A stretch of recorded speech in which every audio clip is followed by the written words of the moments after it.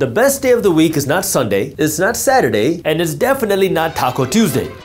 It's payday. Unfortunately though, for the majority of people, payday for you is also payday for Visa, Gucci, and BMW. But what if I told you payday could be every day? What you talking about, Jaspreet? No, I'm not talking about doing anything shady or a get-rich-quick system. I'm talking about making 7.5 small changes to the way you use your money. That way you can build a lot more wealth than you might think. I'll show you. Number 1, stop paying your mortgage every month. This hack that I'm about to show you is probably the easiest way to save an extra $100,000 or more.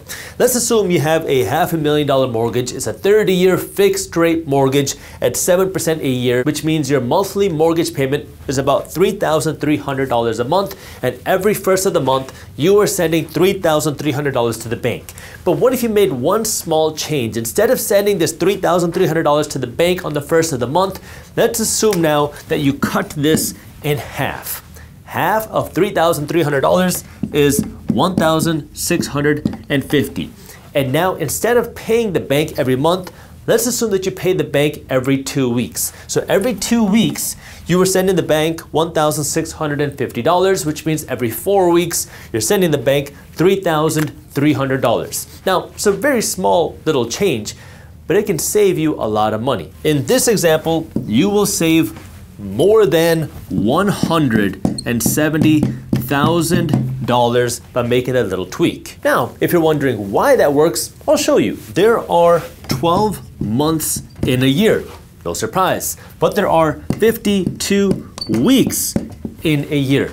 Again, no surprise. But if you're making bi-weekly payments of $1,650 a month, that means if we take this 52 weeks a year divided by 2, that means you're making 26 bi-weekly payments, which is equivalent to 13 months of payments, which means slowly, by adding a little bit more money every month to your mortgage, you're essentially paying 13 months of your mortgage over the course of 12 months. So you're slowly chipping away at the principal balance even faster, which can save you 6 figures over the course of your mortgage without that much work. Hack number 2 is automate your money. One of the biggest mistakes that so many people make with money is they manage all of their money out of one bank account. That one bank account holds their spending money, it holds their investing money, it holds their saving money, it holds their charity money. I want you to stop that. Go to the bank today and create 3 different bank accounts.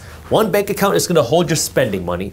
One bank account is going to hold the money you're going to invest. One bank account is going to hold the money that you're going to save. And the reason why you want 3 different bank accounts is to create separation. You're creating a wall between these 3 different bank accounts so you do not accidentally spend your investing money, and so you do not accidentally spend your savings money.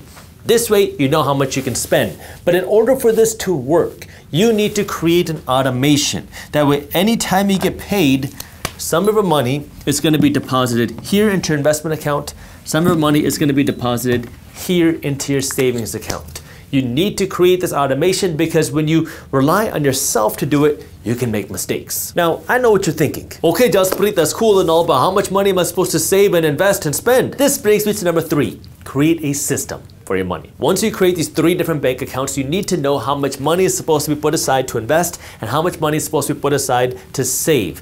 Now, one of the simple rule of thumbs that I like to teach is a 75-15-10 plan, which says for every dollar that you earn from here on out, 75 cents is the maximum that you can spend. 15 cents is the minimum you invest. 10 cents is the minimum that you save, and now you automate the system. So you go to your bank. Let's assume hypothetically that you make $1,000 every week. If you make $1,000 every week, you create an automatic withdrawal from your checking account that's gonna put $150 into your investment account, and it's gonna put $100 into your savings account, and this money is all coming from here. Now, I want you to listen to me very carefully. Your savings are not there to make you rich. Your savings are there to protect you against an emergency. Your investments are how you will become wealthy. You want to invest your money into assets that can actually make you wealthy, and you can invest this money into yourself, whether it's to paying down debt or investing in your own education. And this, your spending money, is what you're going to use to pay for your food, your house, your car, your travel, and everything in between. Now, if you're wondering how do you get started as an investor, I want to remind you that my team at Briefs Media publishes a free daily newsletter called Market Briefs every morning, where we break down what's happening in the financial markets, Plus, you'll also get access to my investing masterclass as a bonus, where I break down number 1, how do you get started as an investor, and number 2, how do you find the next big investment opportunity. This is all free. Market Briefs and my investing masterclass are free when you click the link down in the description below. Number 4, make one education purchase per paycheck. Everyone has a spending goal when they get paid. I gotta pay my mortgage, I gotta pay my rent, I gotta pay my car payment, I gotta pay my groceries. We all think in terms of spending, but I wanna take one step back now and think like an investor. What every investor and every wealthy person wants to do is they wanna invest in their mind, because your mind can be the best investment that you can make. And this is where I wanna challenge you to make one educational purchase, investment, every time you get paid. It doesn't have to be a big one, but a small purchase every time you get paid to invest in your financial education to help you become wealthy, and I'm gonna help you with this. You can get an MBA level education for less than 1% of the price just by reading books. And what I'm gonna tell you is to read 5 books for each one of these 5 categories plus bonus. Read 5 books on money management and investing. Read 5 books on starting a business, even if you don't want to start a business. Read 5 books on leadership and management. Read 5 books on sales and negotiation. And read 5 books on personal development. If you read these 25 books, I don't care which books you read, just go into Amazon and find the top rated books in each one of these sections. If you read 5 books in each one of these categories, you're going to get an MBA level education for less than 1% of the price, and you're going to have a completely different way of thinking. And if you want to take it one step further, the bonus is to read 5 biographies of your 5 favorite, most successful people. Read these 30 books and you're gonna think like a completely different person, and it doesn't cost you a whole lot of money. And if you invest a little bit of money every time you get paid and actually do this, I guarantee you, you're gonna be a different person. Number 5, work for a raise and reinvest it. I've been teaching financial education for a decade now, and one thing that I've learned is many times we assume that if I just made a little bit more money, if I just made an extra $1,000 a month, all my financial problems would be solved. I wouldn't have to stress about my bills. I wouldn't have to stress about saving and investing money. I'll be financially free. And then you work hard to get a raise, you work hard to get a bonus, you work hard to get a new job, and now, boop, you make an extra $1,000 a month. You feel great, and then all of a sudden your expenses go from here to boop, right next to your new income. And now all of a sudden you're making the extra $1,000 a month, but you're paying a little bit more money for your car. You're going on a little bit fancier vacations. You're going to a little bit nicer restaurants. You're making more money, and now you're spending more money. And this is the problem that holds so many people back from becoming wealthy. It's not how much money you make, it's what you do with the money you make. And this is the reason why so many Americans, more than half of Americans making 6 figures a year, are still living paycheck to paycheck. So what I want you to do is next time you get a raise, take all of that additional money and invest it. And this is gonna seem like a big pain in the butt because you work so hard to get that extra money. Can't you splurge a little bit? But the first time you get the next raise, give yourself an investment boost. Then you continue following the 75-15-10 plan after the next raise following that. That way now you give yourself a little bit of an investment boost. That way you can build your wealth a whole lot faster, because the more money you invest, the faster you'll become wealthy, and the faster you can stop stressing about money. Number 6 is use a credit card smartly. I'll be honest with you, I love Dave Ramsey. His books have helped me out a lot. I've even collaborated with him in his office, but I don't always agree with him when it comes to credit cards. There are certain people who should never, ever, ever touch a credit card. If you have credit card debt, you shouldn't be worried about a credit card. If you can't control your spending, you should not use a credit card. If you're using credit cards for points and then you're paying interest because you're not paying off the balance in time, you should not use a credit card.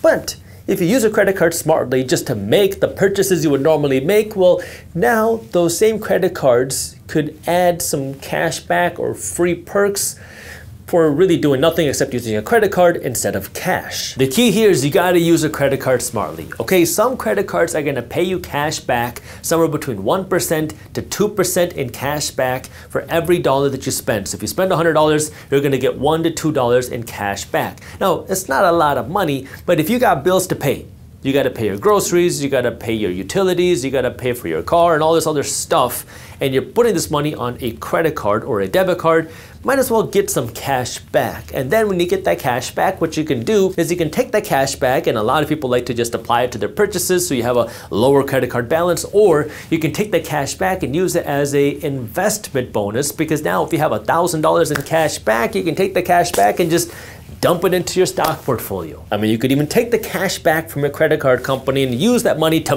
buy that credit card, not the actual credit card, but the credit card stock. That way now you become one of the owners of the credit card company. But of course, I'm just a random guy on YouTube. I can't tell you what to do. Investing has risks. You're never guaranteed to make money when you invest. In fact, you will lose money at some point, so make sure you always do your own due diligence and never blindly trust a random guy on YouTube. And number 7 is you gotta know your goal. More specifically, I want you to know your savings goal, you got to know your investing goal, and you have to know your spending goal. A lot of people are earning money and trying to create a financial budget and system without knowing what they're doing this for. Let's start with savings. You gotta have a savings cushion to protect you against an emergency. What's an emergency? Losing your job, your kid getting sick, your car breaking down, something serious happening. A sale at Macy's, that's not an emergency. You want to have somewhere between 3 to 12 months of expenses put aside for savings. I know it's a big range, and the reason why it's big is because, well, personal finance is personal. Some of you are going to be 23 years old, you have no financial responsibilities, and you're going to say, why do I need a whole bunch of savings? Can't I be more aggressive with my money? Absolutely. If you're young, you don't got a lot of financial responsibilities, be aggressive with your investments. Now, when you get a little bit older, you got kids, you got a wife, you got a husband, you got parents you got to take care of, maybe you can't take on as much risk. Now maybe you want 6 months or 9 months or a year's worth of savings put aside to be able to feel comfortable. That way, if you were to lose your job, you could continue living life for a year and not have anything to worry about. Then when it comes to your investments, I'm going to go high level here. Again, you can join market briefs and see my investing masterclass to learn more about different ways you can invest, but there's 2 ways you can get paid as an investor. The way you can get paid, number 1, is through appreciation. Number 2 is through cash flow. Appreciation is you buy something, then you hope it goes up in value. Cash flow is you buy something and then it pays you a little bit of money every month or every 3 months just for owning that thing. Me personally, the majority of my investments are for cash flow because I like the idea of buying something and then getting paid, because then I can live off the cash flow. Some people hate the idea of cash flow investing because, number 1, it can be very slow, especially in the beginning. Number 2, you got to pay taxes on that income. You got to decide what's right for you. Would you rather work to see that appreciation, but then also potentially risk losing that appreciation? Or would you rather have the cash flow in hand and think about taxes and everything else? Now, when it comes to spending, how much money do you need to be financially comfortable? And you can be as crazy as you want. I'm not here to say, oh, just live off of $2,000 a month. No, think about it. How much money do you need to really feel comfortable and feel free? For some of you, it might be $2,000 a month. For others of you, it might be $20,000 a month. For others, it might be $200,000 a month. I don't care. Think big. Think bigger. That's cool. But the reason why I want you to know this is because your investments have to fuel that type of lifestyle. And you want to know, if you want to live at a certain lifestyle, how many assets do you need to be able to fund this crazy lifestyle? That way you don't have to worry about money. Because the problem is, you have a lot of people saying, man, I want to live off of $5,000 a month, and you're doing that, but you have to go to work every single time you want to get paid. And if you don't go to work, you don't get paid. Well, if you want to be able to be free, you want to have the assets, the investments to be able to fund that lifestyle, and then you want to be able to buy the nice things and not have to worry about how you're going to pay for those nice things. You want a nice car? How are you going to pay for the car? You want to go to Cancun? How are you going to pay for Cancun? If you have the assets paying for it, well, now you can just keep living your life, but you need to know how much you want to spend. And this now brings me to point 7.5 as an added bonus, because one of the things that people like to talk about, especially in this investor community, is, well, how to invest my money and get potentially better returns? Because if I can invest my money and get better returns, well, now I can spend my money in a better way and live my life better. And this is where you got to understand that there's a couple ways that you can invest. You can be a passive investor. You're just putting your money into the markets, the S&P 500. Or you can also work to be more of an active investor. When I say an active investor, this is where you're actually researching market shifts. You're researching where the money is moving. You're researching where the economy is moving, and that can then create an investment opportunity for you. Now, if that's something you're interested in, to be more of that type of active investor, one of the best things that you can do is start researching these shifts. I talk about 5 different shifts. That there is a Main Street shift. This is when people spend money differently.